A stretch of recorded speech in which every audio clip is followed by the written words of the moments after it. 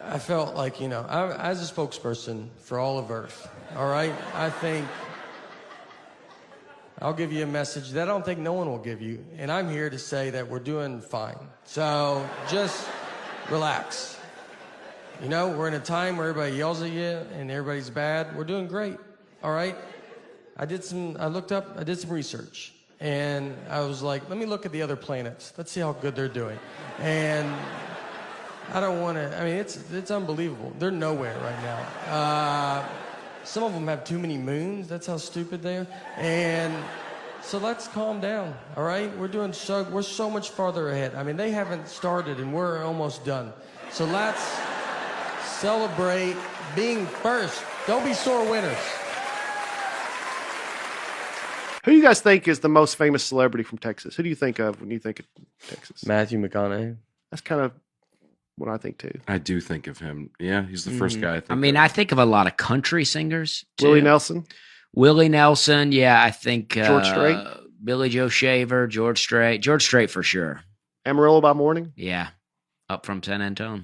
Yeah, it's a helium reference. I think possibly. of Rogan now too. I think Texas. I'm thinking of the names that jump in when I but would you say Rogan? He's not from Texas, but he's Texas. Yeah, I don't that's think weird, but I don't think front like Okay, it's you're talking like about born and raised like Texas. Yeah. Born. I think if you're like I live in Texas now, like yes, Rogan's in Texas, so everybody knows he's in Texas.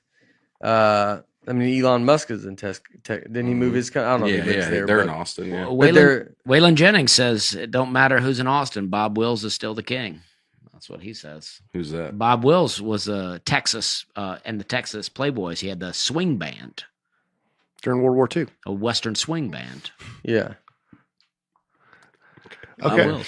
So Bob Wills was pretty big at one time. Yeah. I don't know if you guys think about Bob Wills when you think about Texas. I haven't thought about him much. No. Our daughter still sleeps in our bed too, and parents don't like that when you say it.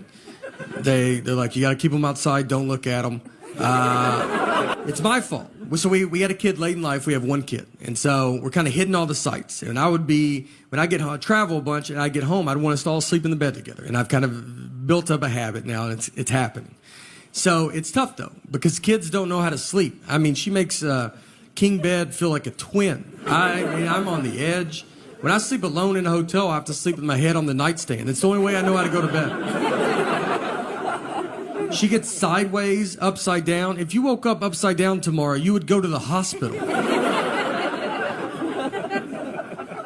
She's also apparently going through menopause because she's the hottest human being that's ever lived. I'm freezing at night. She just kicks all the covers off, and you're like, yeah, no, you go ahead. It's your bed. We're lucky to be in it.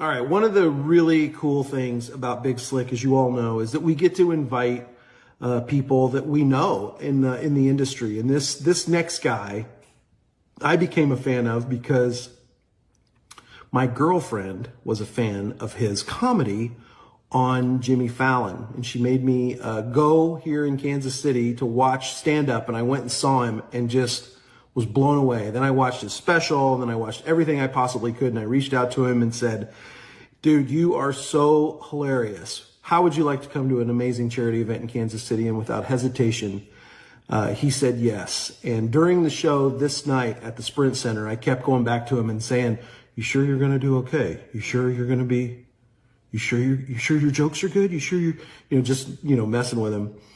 He proceeded to get up and tear the Sprint Center down. I've never seen a crowd rush to give a standing ovation like I did that night. Ladies and gentlemen, may I introduce you to my friend, Nate. How do you say his last name again?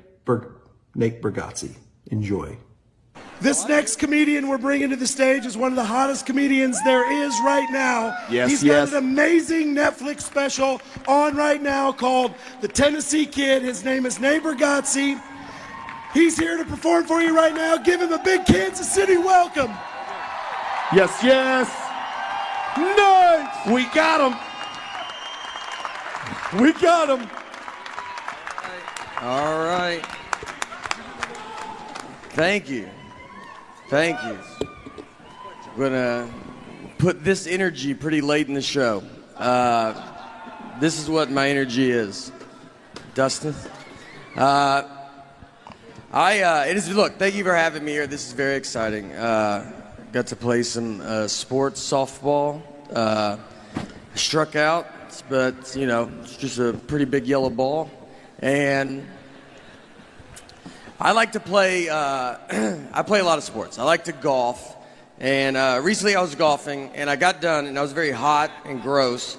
So I wanted to change my shirt before I drove. So I'm standing in the trunk of my car in the parking lot. I take my shirt off, and this old man walks up, and he goes, "Olivia?"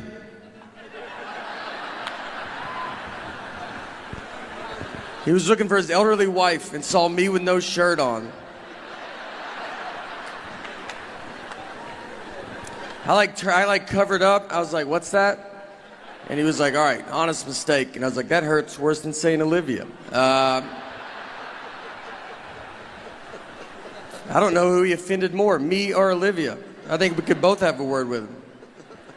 I'd love to meet her, though. I tell you, I'd love to see her and be like, "All right, I get it." It was an honest mistake. I don't have a good body. That's the message. It's not. You ever wear those Under Armour shirts, those skin tight ones? Like, I look better without a shirt on than with that shirt on.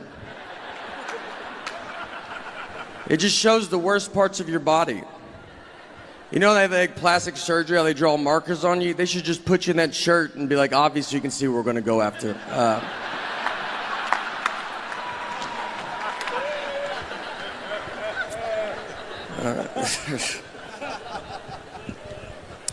We did play softball. I did do some sports growing up. I played baseball, and when I was 13, I was playing baseball. One time I was up to bat, and I got walked.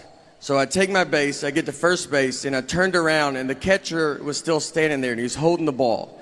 He's like staring at me, like he was daring me to run. And I was like, "All right, dude, I'm going to go." So I ran, he threw it, over through second base, ball goes in the outfield. I run to third base, the outfield grabs the ball, they overthrow third base. My third base coach is telling me to go home.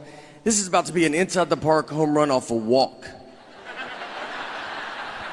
I won't be on SportsCenter. This is the biggest play that's ever happened in baseball.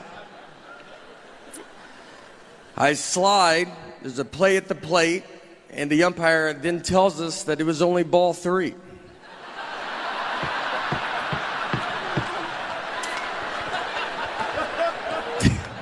This is exactly true. So, I've got to get up. Everybody's got to get up. I got to get my bat right where I left it. I got a bat again. It's 3 balls, 2 strikes. Next pitch, immediately strike out. I'm exhausted and just over baseball. Here's what I learned, though, that day. Here's what I learned. I learned that if you're confident, you can get away with quite a bit. Because no one tried to stop me, and they should have. They knew I wasn't supposed to go. That's why the catcher was holding the ball, because he was like, "I don't think he's supposed to be going yet." And then I just run to second. He's like, "Guess I'm wrong. No one's that dumb." And then he launches it into the outfield, who's barely paying attention. The umpire figures it out, but it's just easier to let me get back to him.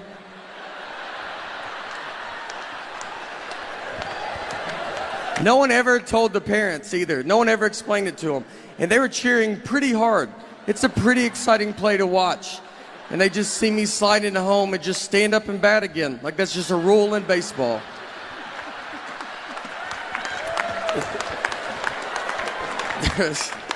And you know what? What's funny too? The year before, I got a legit triple off a walk.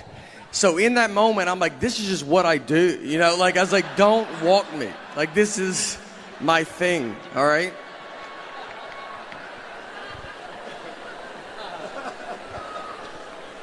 I'm a pretty dumb guy. That's the general I went to a community college for 1 year, have 0 credits. 0. My loan was like $40. I paid cash.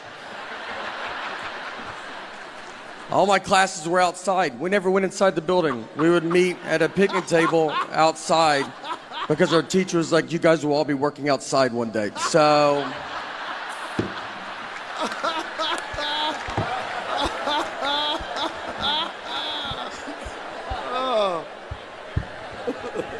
I've like thought about like if I could time travel, if I could go back in time knowing everything I know now, I don't think you would even hear about it.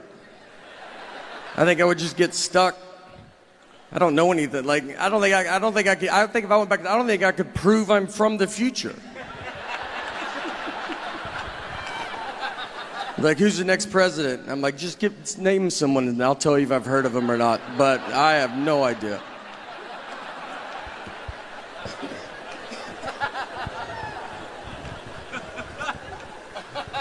I am married as well. It's fine, you know, you just do it.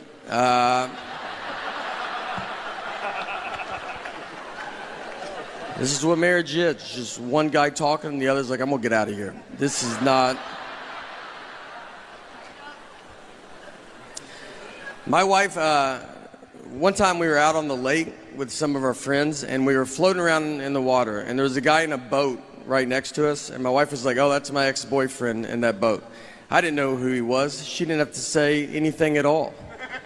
She was just basically like, are you having fun? Because I would like to put a stop to that, and...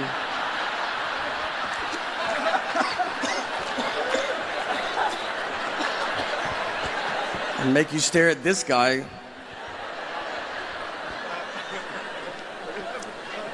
So I was staring at him, and then I looked at her, and she was staring at him, and I felt like she was staring at him to see what her life would be like if she didn't marry me. So I started staring at him to see what my life would be like if I didn't marry her. I mean, we were putting so much pressure on this guy, and...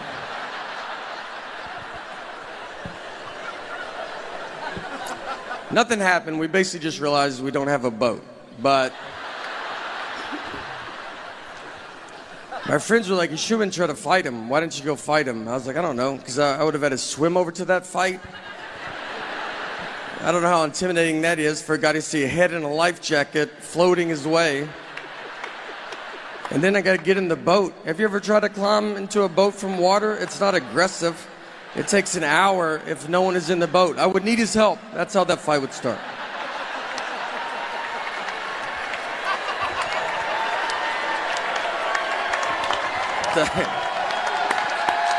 Oh, thank you. Is this... all right.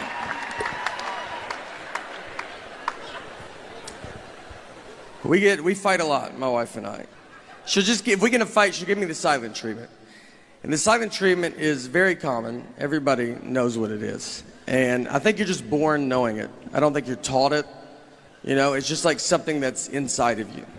Here's what made me realize that. I was rewatching the movie Sixth Sense. And look, I'm not trying to do a 6-inch joke. This is a 20-year-old movie. I mean, look how old he is now, Haley Joel Osment. It's that many years ago. That's the baby. It's 20 years old. I also have to spoil it for you, but again, it's 20 years old. So if you haven't seen it by now, then I don't know what to tell you.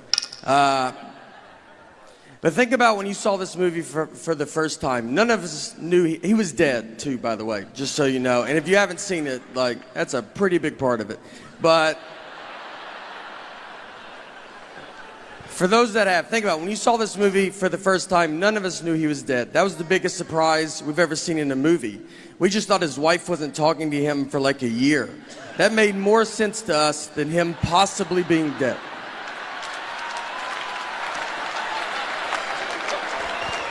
And they don't hide him dying. A guy shoots him with a gun to start the movie. And we watched it for 2 hours, just like, this is what a movie about marriage. This is what marriage is like. Even if you get shot, it's your fault.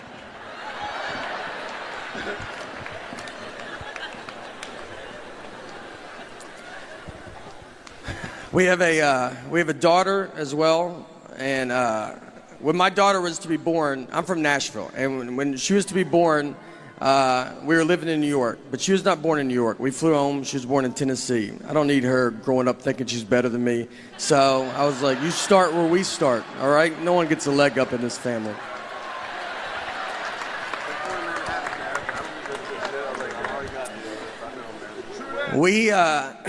I love having a kid. Kids have very weird energy. Like their energy is like they want to fight you. They stare at you.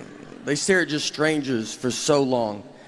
And you try to stare back like, I will fight you in front of everybody. And they just look through you. Like, please, I would love it if you tried. I'm a big chain guy. I go to a lot of chain things. I just like to go to businesses that are doing good everywhere. I'm a big McDonald's fan. I go there quite a bit. And I take my friends, and every time I go in there, they're like, I haven't been here in forever. It's like, don't act like I'm the one keeping them afloat, all right? They're doing real good. So I went in with a buddy of mine, another comedian named Louis J. Gomez. And me and Louis, we go in, we ordered our food at McDonald's, and we sit down at our table. And then Louis went to the bathroom. He left me alone with his food. So I was like, you know what? I'm going to play a prank on him. So I grabbed his hamburger, I unwrapped it, I took a bite out of it, and I wrapped it back up and put it back on his tray. That's my big prank, right? Like when he comes back from the bathroom, I'll be like, dude, did they just eat your burger? That's crazy that they're doing that, right? Is that crazy? It's a dumb prank. It's harmless. It should never leave the table. All that should happen is Louis should come back, he should open his burger, and his first reaction should be to look at his best friend who's sitting with him, who also, by the way, dabbles in comedy, and just be like, hey, I just want to run this by you before I unexpectedly go freak out on this entire McDonald's. That's what I thought would go down. Just a little, hey, did you touch my food the only time it's out of my sight? I just want to know before I try to fight a group of people that are going to be pretty confused on why they're fighting. But instead, I got to learn I'm friends with a lunatic and a guy comfortable fighting McDonald's employees because he opened his burger and could not have ignored me quicker. He looked at them so fast, almost like he expected them to do it, like it's happened before. And he's like, again with this. I will fight all of you till I find out who ate my burger. And he gets up, he starts walking towards them. I can't believe it's working. We have gotten so much farther than I'm prepared to get. So I just grabbed him. I go, dude, I ate it. Like, why would you not look at me once to see if I did this? And I get him to sit down, and it's weird. Like, everybody's looking at us. It takes 10 minutes for people to quit filming us with their phones. And it hits me. I'll just sit there. I was like, you're going to get killed one day, man. I was like, let's pretend I'm not here. Let's pretend that someone did eat your burger that worked at this McDonald's. You're just going to go blindly fight him. Not even try to size him up, see what he looks like. Do you really think you could beat up a guy that is apparently pretty confident in himself, that he's making burgers, he's then eating them, and then he's wrapping them up and just sending them out to whoever? You don't think that guy's probably the greatest fighter of all time? I think you're going to walk to the McDonald's counter and be like, who ate my burger? And all the McDonald's employees are going to part ways. They know exactly who you're talking about. And in the very back, you see a guy cracking his neck. He's got his fist in the fryer. Doesn't even know it. Just warming his hands up. All right, that's it for me. Thank you guys for letting me come out, honestly. I appreciate it. Thank you. Thank you. Thank you. Unbelievable. Neighbor Gotzi, everybody. Neighbor Gotzi.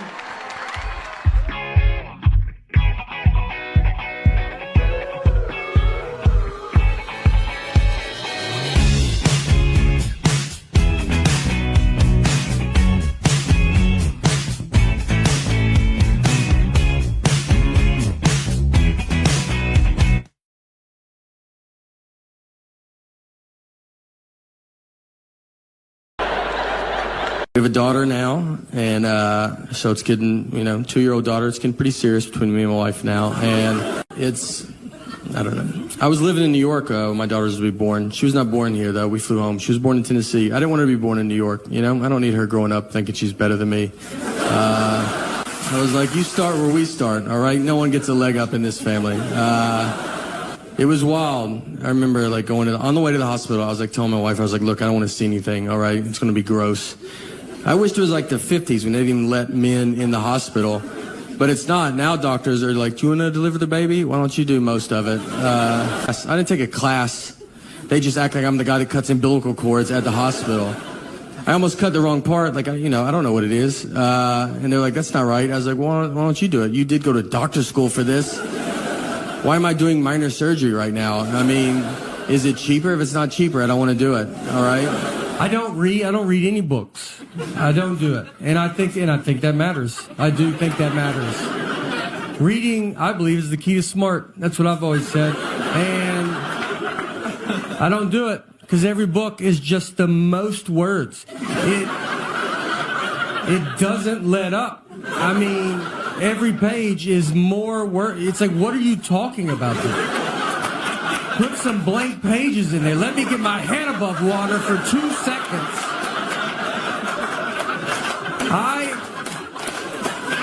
I want to defend all these kids with peanut allergies. I don't think they get defended. They get yelled at by adults. We got a lot of adults addicted to peanuts in this country, and they're furious. And we just have adults are yelling at these children like they chose it. Like when they were born, the doctor goes, hey, do you want to be a nightmare to everybody? Every scenario is life and death.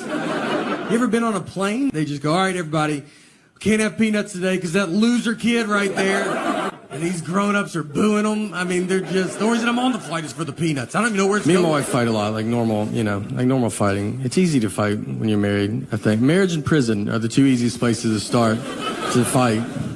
Everybody's really tense and on edge. No one remembers why they got there. My wife will get mad like when I hang out with my buddies. She's always like, oh, you always have so much fun with your friends. You always laugh with them a lot. You never laugh that much with me. It's like, yeah, I hang out with professional comedians. It's a pretty good time, Like, they make jokes, new jokes every day. She doesn't make jokes ever. She makes a lot of lists. She does do lists. I went to college, all right, and I did not. But she did not study chocolate milk. When is it good and not good for you? There's a guy in a... You don't want technology all the time. She just sits there on her iPad. She wants to be a YouTuber, which as a comedian makes me furious. She watches all these kid YouTube videos, and now she makes her own videos. It's just her sitting there going, hey guys, what's going on? Click the links below, subscribe, leave a comment. None of this is anywhere but my phone. I got 90 hours of this, not on YouTube. Me and her mom are the only subscribers. She just watches kids playing with toys. Like, that's what's crazy. It's not like a show. I'd be fine if she watched a show. She watches just a kid that's like, hey, you don't have this toy? I do. You want to see me open it? It's got 5 billion views. It looks like we buy her nothing. Like, we just show her, if you want to watch a kid have fun, but you're never going to have fun in this house. She runs everything because she knows everything. Like, I don't know any stuff. Like, I don't know how much money we have. Like, could not even ballpark it. I don't even know where it's at. And I don't even know how to get it if I had to get it. What bank we go to? I don't know. Like, I can't get robbed because, like, if some guy's like, let's go to the ATM, it's like, well, I guess we gotta wait for my wife to get here. She can't leave me because I wouldn't know how to get stuff, Like, she can't even die. If she starts dying, I'll die so much faster than her because I don't know what to do. Like, I don't have to call her mom and be like, hey, did she ever bring up bank stuff to you at all? Did you ever talk about that? Or what did she do for a living? Do you know? What was her deal? My dad, too. My dad has surgery 8 times a year, probably. And he loves it. He had surgery because he was addicted to Afrin, the nose spray. Look, I've been addicted to Afrin, the nose spray. If you don't know what it is, I would honestly tell you not to get involved. It's one of the best things I've ever been part of. Solves everything immediately. When I was on it too, my wife, she'd be like, what's that? No, she hear one puff. What's that? I go, I ain't gonna live like this. I ain't worked this hard not to do effort in my own home. So my dad goes to the doctor, and they were like, do you use Afrin? And he goes, no. And the doctor was like, I can see that you use it. I was just saying that. He goes, how long have you been using it? My dad said 5 years. But my mom was there and she goes, how about 45 years? 45 years. The back of the box says no more than 3 days. Doctors are so unimpressed with birth. The big message they tell you, they're like, all right, whatever you do, let's just try not to shake this baby. That's the number one goal. And they tell it to you almost like, obviously, you're going to want to shake the baby. But it would be just so awesome if you just did not shake this baby. And then I watched a video of a guy, and he was like, here's what I do when I feel like I want to shake my baby. I take walks, you know. I walk about 70 miles a day. I walk a lot. I've barely seen this baby. And then I signed a certificate like I was in kindergarten that said, all right, I'm not going to shake the baby. They quit asking me. I didn't even think of it till you guys brought it up. I've never heard the word shake so much in my entire life. Like, that's all we talked about for 3 days. And the first night we got her home, I remember she was like crying for like 6 hours, and you're like delirious and confused. And I was like with my wife, and I was like, wait, are we supposed to shake this baby? Like, she'll be watching TV. I'm like, ma'am, are you watching this? I couldn't tell. I was going to change it if you weren't watching it. Guys, we're just not good. Guys are not good at marriage, all right? It's not our fault. We weren't prepared for it like women are. Your whole life is built just preparation for marriage. Look at every toy you played with. When you're a baby, they give you a baby doll. So they give you a baby when you're a baby. You don't even know you're alive yet, and they're like, look, I would probably start figuring this out. Like, this is where it's going. Then they give you Barbie and Ken. They live in a little house together, and that is where you learn how to make drama. You get...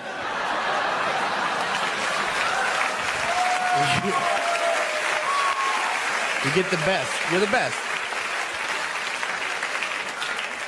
Then you would play house. Like you would like fake vacuum. Just fake vacuum with your friends. That was awesome. And it's weird because like when I see my wife vacuum now, I'm like, she is living her childhood dream. Parents have a real fat cat. People point it out, you know? They walk in, they're like, man, that cat's fat. And it feels rude, you know? Like, he doesn't speak English, but we do, so maybe don't say that. And they're just, you know, they're like, what are y'all feeding this cat? You're like, oh, whatever you feed a cat, dude. I don't, like normal cat food stuff. We pour a bowl. And then they're like, well, y'all should do something. You're like, what do you think we're not doing? Do you think he has a gym membership and we don't drive him to the gym? He's a cat. That's his gym membership. He's a cat.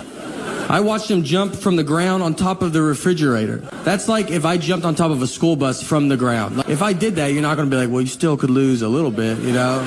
Just keep doing what you're doing. I also feel this is a good year to see where your friends are at, you know? Like you want to be in the middle, I think. And I got friends that they take a shower with their mask on. And they sleep with the mask on because they have a hamster, and the hamster probably has it. And they live alone.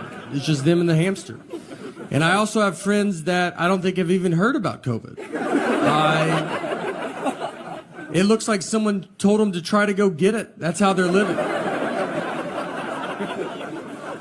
I have a lot of friends, too, they tell me they already had it. They're like, I had it. I had a fever. February, had a fever for a couple hours, so probably had it. I had one friend, he told me he had it in 2015.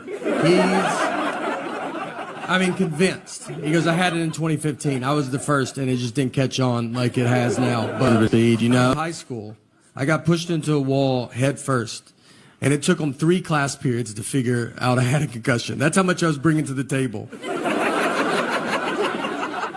2 teachers didn't even notice, and the third one was like, he wasn't facing forward, and that's when I realized he's one of the better facer forwards I've ever had. So I knew.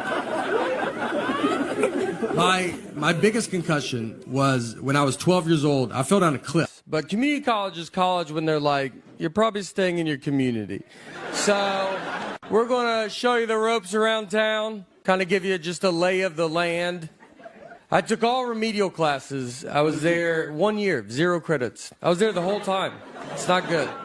I took speech as a class. In college, I drove there with my friends. They were going to real classes. They'd go to like business math or something. I don't even know what a class is called. Because I was like, I'm going to speech. I think I'm a different part of the campus. We stay in the same room and our teachers rotate. How about you guys? This old man walks up to me and goes, Olivia? He was looking for his elderly wife and saw me with no shirt on at a car that he does not recognize. None of this is enough to not make him say it. He was like, Olivia? I covered up and I was like, what's that? And he was like, all right, honest mistake. I was like, God, that hurts worse than saying Olivia. I don't know who he offended more, me or Olivia. I think we could both have a word with him. I'd love to meet her, though. The end of the night comes. Everybody's drunk. Station. My parents are getting older. So my mom, we had her go pick up our daughter recently at a friend's house, and I texted her the address. She drove to the wrong house. So she knocked on the door. Another grandmother answered. Well, this is not good. This is like two dogs seeing each other through a fence. They're going to be there for a while, you know? So my mom, she knocks on the door. My mom goes, is my granddaughter in there? And that lady goes, I have 3 grandsons, so no solution.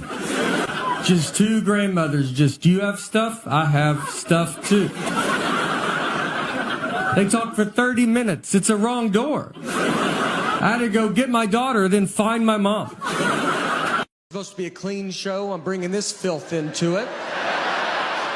I don't say the word sucks. Like, this sucks. I don't, because that was a very bad word in the 80s. And look, I'm sorry to say it now. My dad took us to see the first Karate Kid at the movie theater, and they said sucks in it.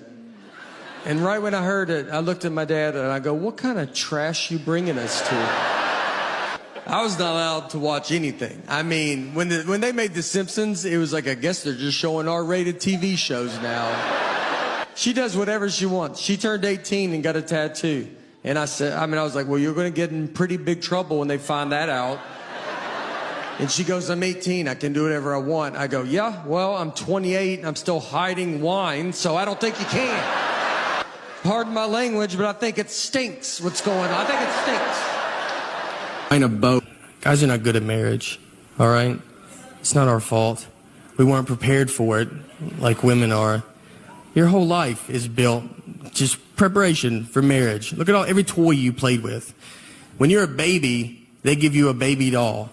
So they give you a baby when you're a baby. You don't even know you're alive yet, and they're like, look, I would probably start figuring this out. Like, this is where it's going. Then they give you Barbie and Ken. They live in a little house together, and that is where you learn how to make drama. You get... Then you would play house. Like you would, like, fake vacuum. Just fake vacuum with your friends. That was awesome. And it's weird, because like when I see my wife vacuum now, I'm like, she is living her childhood dream. She's made it. As a guy, we don't have any of that. What do we play Fort? You got to keep everybody out of where you are. Especially girls. The only toys we had were Transformers and Ninja Turtles. Those are not even real things. None of them had wives. They weren't married. I never played with my Ninja Turtles, and I had them going to fight Shredder. And then Michelangelo was like, hey, can y'all give me 2 seconds? My wife just showed up, and she looks furious about something. What do you want from me? And she's like, what are y'all doing? What's that April skank doing here? You're like, listen. She's a reporter. I got in trouble with my wife because, like, on her last birthday, I got her an oven. All right, pretty nice oven. Take it easy. And the reason I bought an oven, because, like, I know, like the vacuum, her other favorite toy as a kid was the Easy Bake Oven. So to go with her big girl vacuum. I got her a, like, grown-up adult oven. Like, there was heart behind it. Like, that's not, that's not impressive. If she came home and bought me a truck and it turned into a live robot, I would lose my mind, freak out. One of the best fights we got in, the fight wasn't good, just ridiculous fight, was over the saying one fell swoop. Just over this saying. And if you're a newlywed, you're like, well, that doesn't make sense. You're right, it doesn't. This is a double-digit married fight. This is when you've already done all the dish fighting or the putting your clothes away fighting. This is when they're trying to mentally break you. They got you almost how they want you, and this is the one that sends it over the edge. So my wife, she wanted to go visit her parents one weekend, and her parents are divorced, and which has been hardest on me, to be honest. That's something people don't talk about, you know? When you marry into the divorce, I mean, they divorced because of her, not me, so why do I have to go to 50 different houses? So she wanted to go visit her parents, and she said, I want to do it in one fell swoop. Now, I've never heard my wife say the phrase one fell swoop. We've been together 20 years. She's never said it. And it felt like someone that day told her, hey, you should start using one fell swoop more. And she goes, I'm about to call my husband. And goes, perfect. Use it 40 to 50 times on him. So she calls me and she goes, I want to go visit my parents. And I want to do it in one fell swoop. And I go, all right, let's do it in one fell swoop. She goes, I want to do it in one fell swoop. I go, let's do it in one fell swoop. You know, let's swoop it up. I'm down. And she kept saying it, one fell swoop, one fell swoop. I mean, over and over again. And then when she went to describe this one fell swoop trip, she goes, we'll go to my mom's, come home, then go to my dad's. And so I just like waited, and she didn't say anything, and I just go, that's not what one fell swoop means. And instead of possibly just being wrong, she goes, I know what one fell swoop means. I go, yeah, it doesn't sound like you do, all right? And we have the same last name. I can't have you out there in a one fell swoop conversation. What do you think two birds, one stone mean? Let's just go through them all. I don't know if you know any of these. She hangs up on me. So I get home, and you know when you walk home and you've been in a fight, and you're like, all right, how long is this fight? Is it happening still? Is it over? I don't know. I got to fill it out, you know? She never uses words like sorry. I'd love to hear that. I mean, that's a word she definitely doesn't know what it means. And I say it all the time. I walk around the house with just a sack of sorries, just handing them out all day. I try to give her some, like, would you like to carry some of these? She's like, I don't have pockets, so I'm good. We didn't talk that whole night. I mean, we're just sitting there, our daughters, like, we're watching TV, eating, and I'm like, hey, you know your mom's crazy, right? And then she's like, did you do your homework, or you don't be dumb like your dad? And then your daughter's just like, are y'all lunatics? So I'm laying on the couch, and my wife just came over, and she kisses me goodnight, and then she went to bed. And that was it, you know? That was like, I felt like it was her sorry, I guess. But she didn't say it. And so I was like laid there, and I'm just thinking about it. And you think about it a lot because you're like, all right. Because you learn the longer you get married, sometimes it's like, just let stuff go. You know, who cares? And the next morning I get up, and I kind of still wanted to talk about it. Because we didn't talk all night, you know? So I went into her, I was like, look, I got to tell you, I mean, it's just not what it means, you know? And that got it going real good. But I felt so good about this argument, you know? I thought about it all night. I was like, you got this one in the bag, man. You should bring it back up. I'm not trying to date her anymore. I'd like to win a fight. We're going to die together. I almost woke her up in her sleep. That's how much I was so excited. I almost just started shaking her going, it's not what it means. Our marriage almost ended in one fell swoop. So she runs everything because she knows everything. Like, I don't know any stuff. Like, I don't know how much money we have. Like, could not even ballpark it. I don't even know where it's at. And I don't even know how to get it if I had to get it. What bank we go to? I don't know. Like, you know, I can't get robbed because, like, if some guy's like, let's go to the ATM, you know, it's like, well, I guess we gotta wait for my wife to get here. She can't leave me because I wouldn't know how to get stuff, you know?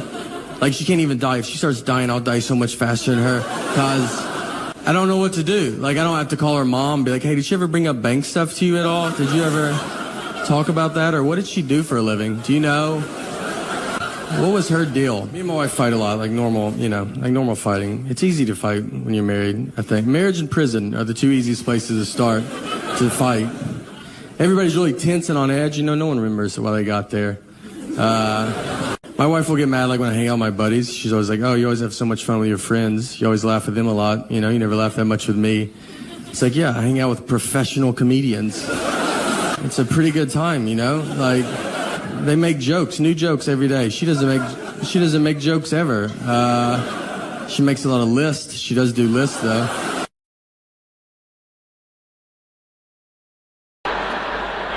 They asked him, how long do you go to school to be a surgeon? You know, and he's like 54 years or whatever. It's like and they asked me, they're like, how long to be a comedian? I was like, you're good now. So she will put the old ketchup with the new ketchup. That way your ketchup's always gross. Toothpaste. I'm not gonna have an iron on top of it. but she'll do it more. So I know when I'm done with it, I give it to the hobo I married. She cuts it, gets it all out. I married an old man from the Depression is who I married. I'm not good though. She's put up through a ton with me. Like I remember 3 months into our marriage, one night I came home and I was like really drunk. I was hammered, and I know she loves that, so I spoil her a little bit. I'm like a pretty decent guy. So we go to bed, and all right, I'll be honest with you, I peed the bed. Yeah, I shouldn't have. I was pretty good though. I kind of like blamed it on her. Like I remember, I just woke up and I go, hey, what's wet? All right, did you pour a perfect circle of water underneath me? A flawless circle. She was like, no, you peed the bed. What is wrong with you? Did I marry you or did I have you? I have no idea. I got in trouble with my wife because like on her last birthday, I got her an oven. All right. Pretty nice oven. Take it easy. And the reason I bought an oven, because like I know, like the vacuum, her other favorite toy as a kid was the Easy Bake Oven. So to go with her big girl vacuum, I got her a like grown up adult oven. Like there was heart behind it. Like that's not, that's not impressive. If she came home and bought me a truck and it turned into a live robot, I would lose my mind. A man walks up to me and goes, Olivia? He was looking for his elderly wife and saw me with no shirt on at a car that he does not recognize. None of this is enough to not make him say it. He was like, Olivia? I covered up and I was like, what's that? And he was like, all right, honest mistake. I was like, God, that hurts worse than saying Olivia. I don't know who he offended more, me or Olivia. I think we could both have a word with him. I'd love to meet her, though, I'll tell you that. It was weird to not have my phone. I mean, everybody has their phone. I was going through the airport, and you just don't have it, and you just stare. I mean, we were waiting in line, and you're just, like, looking ahead, and people are just like, all right, dude, what is wrong with you? I mean, just regular people are like, where's your phone? I'm like, I don't have it. I would like to talk to you, though, if you would talk to me. I'd love to chat for a little bit. I go to get my phone to get another flight, and I've lost my phone. The night before, I lost it. So now I don't have my phone. So I have to go buy a ticket over the counter like it's the 50s. And when you walk up to a counter, they don't expect you to be buying a ticket like that. I got up there, and they were like, all right. I was like, I would like one ticket to Austin, Texas, please. And they said, all right, go buy it, and don't be weird about it. I go, nope, I'd like to write a check to you for one ticket to Austin, Texas. And they didn't have a flight, so I have to do that at every terminal. I just have to keep going. One ticket to Austin, Texas, please. I finally found a flight, but the girl behind the counter, she's never sold a ticket like that. She's like, I've worked here for 10 years and no one's ever done this. That's the hard part. You got to get these kids off. Or you don't want technology all the time. She just sits there on her iPad. She wants to be a YouTuber, which as a comedian makes me furious. She watches all these kid YouTube videos, and now she makes her own videos. It's just her sitting there going, hey guys, what's going on? Click the links below, subscribe, leave a comment. None of this is anywhere but my phone. I got 90 hours of this, not on YouTube. Me and her mom are the only subscribers. She just watches kids playing with toys. Too. Like, that's what's crazy. It's not like a show. I'd be fine if she watched a show.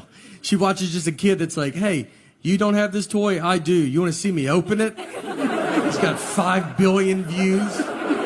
It looks like we buy her nothing. Like, we just show her, if you want to watch a kid have fun, but you're never going to have fun in this house. Look, I want to defend all these kids with peanut allergies.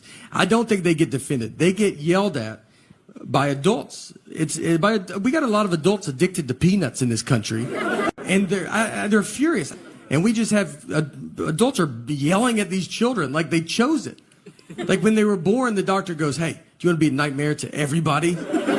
Every scenario is life and death. You ever been on a plane? They just go, all right, everybody, can't have peanuts today because that loser kid right there. And these grown-ups are booing them. I mean, they're just, the only reason I'm on the flight is for the peanuts. I don't even know where it's going. I remember nothing from school. People talk about history to me, and I'm like, I don't know when you guys learned that. I think we skipped all of this. I almost didn't graduate high school. I had an F in science. I was taking a class called science my senior year in high school. I mean, I had an F, and my dad went and talked to the teacher and just said, look, just give him a D. He's not going to do science stuff. And the teacher agreed to it. She was that confident I wouldn't touch the science world. We took ACTs, and I got a 17 on it. And if you don't know ACTs, I mean, 18 they're like, that's not good, man, but you made it. 17, they're like, are you enrolled in this school? Like, what are you doing? God forbid I go to a store she has a coupon for. I mean, I'll be walking into the parking lot, just get a call, don't buy anything, I have a coupon. I'm like, do you think I'm going to come home and get that coupon? Is that what you think's about to happen? I'm going to try to pay more now that you called. I don't even know if Target allows that, but I'm going to try to negotiate up on this toothpaste. You better hope they don't ask me to round up. I'm rounding up. I hate coupons so much, and she's addicted to them. She will not let me leave. Like, I got a coupon. I'm like, I just feel so stupid. I'm buying deodorant, and I'm like, I don't have all the money, but I'm almost there. But I do have this coupon. One day, I hope to be able to pay full price. We are saving up as much as we can. My wife gets mad because I don't like any of her photos. She's like, why don't you like any of my photos, you know? And it's like, is this not enough, us living together and stuff?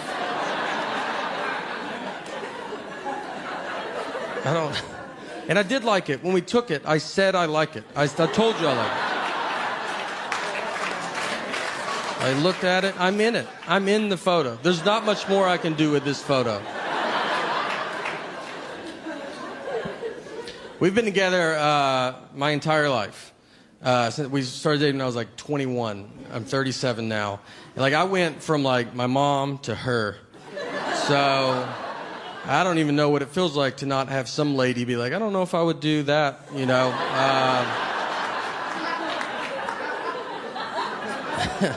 And now we have a daughter, so I'll never know. I'll never know